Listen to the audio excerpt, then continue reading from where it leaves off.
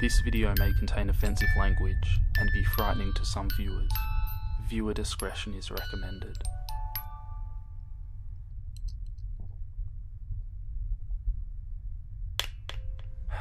Here we go. I don't know why I'm telling you guys this, but I guess I should introduce myself first. Hey, my name is Mitch. I'm here to tell you guys about an experience I had. You don't have to believe it. You can think it's one of those stories on the internet that people make up for attention or something, but I don't know if it was paranormal or whatever stupid words people use to describe the supernatural phenomena. But after that thing visited me, I believe in that paranormal trash now. It feels like a lifetime ago. Feels cliche even saying that. A week after I moved in with my brother, Edwin, after my house was foreclosed, I had finished unpacking. Edwin liked the idea of me moving in. Since we hadn't seen each other for 10 years, I was excited too. They say families are meant to be close, but I guess we had just drifted apart. This was meant to be our chance to reconnect and be how families are supposed to be, I guess. I soon fell asleep after moving in. I was exhausted from all the unpacking and it had just been a long day. After that 1 week, I heard rustling noises coming from outside at about 1 in the morning. I thought it was a raccoon or some animal, so I ignored it and tried to fall asleep. But the next morning, I told Edwin about it, and with a shocked look on his face, he agreed.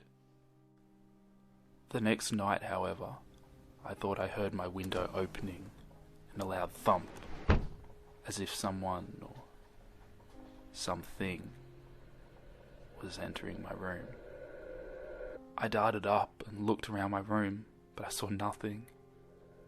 I went back to sleep, hoping that it was just my imagination. The next morning, Edwin dropped his coffee cup when he saw me. He held up a nearby mirror and I saw myself.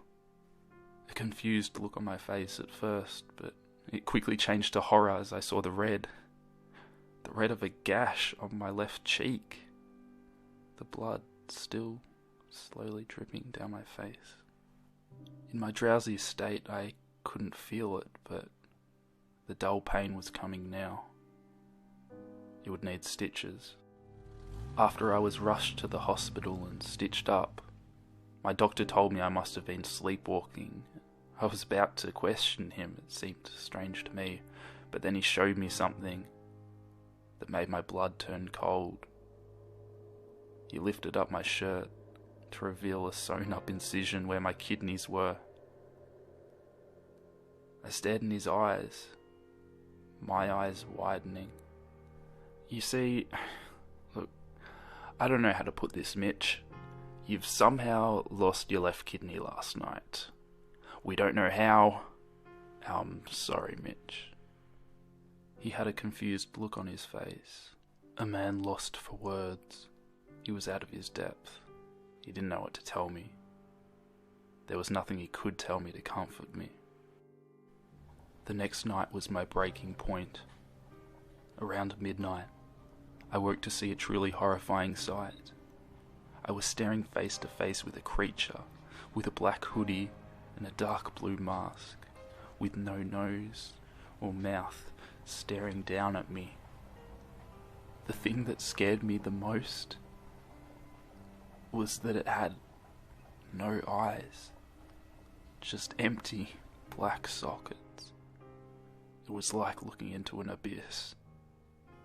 I could feel the pain, hatred, and suffering. There was a black substance slowly oozing from out of the sockets, almost like tears, but more like blood.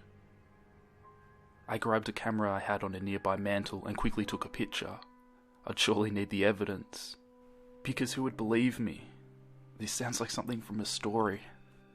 After the picture took, the creature lunged at me and tried to claw open my chest to get to my lungs. I stopped it by kicking it in the face. and scrambled to my feet, adrenaline kicking in. As I ran out of my room, I grabbed my wallet. I was going to need the money. I ran out of my brother's house into the night, and I didn't stop running.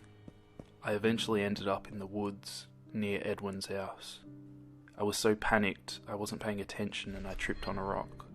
The last thing I remember was the ground rushing towards me, and then black. I'd fallen unconscious, and when I awoke, I was in the hospital. My doctor entered the room, the same one who had treated me before. I have good news and bad news, Mitch, my doctor started. The good news is that you had minor injuries, and your parents are going to pick you up. I sighed with relief, but that relief was short-lived. After looking at my doctor, I could see there was more to come. The bad news is that your brother... Your brother's been killed, Mitch. He was killed by something. Look, I'm so sorry. The doctor fell silent and just looked at the floor. He didn't know what to say. What could he say? My brother was dead, and nothing could bring him back. After I came to terms with what had happened, my parents took me back to Edwin's house to collect my remaining belongings, which I did. Upon entering my room, I was scared, but remained calm. I grabbed my camera, then stopped dead in my tracks. In the hallway leading to my room, I saw Edwin's body and something small lying next to it. I picked up the small thing and entered my parents' car, not mentioning Edwin's corpse. I looked at the thing I'd picked up and nearly vomited. I was holding my stolen half-eaten kidney with some black substance on it.